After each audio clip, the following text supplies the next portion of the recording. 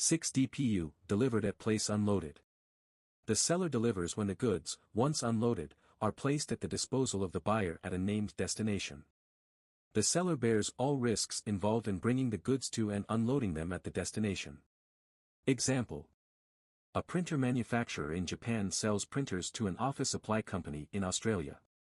The seller delivers the printers to the buyer's warehouse in Australia and unloads them. The seller bears all risks and costs up to the point of unloading.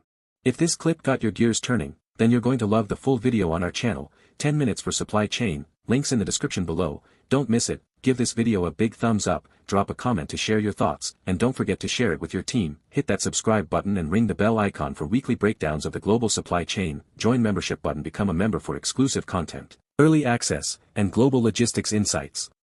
Thanks for watching, and until next time, stay informed, stay ahead, and always supply smart.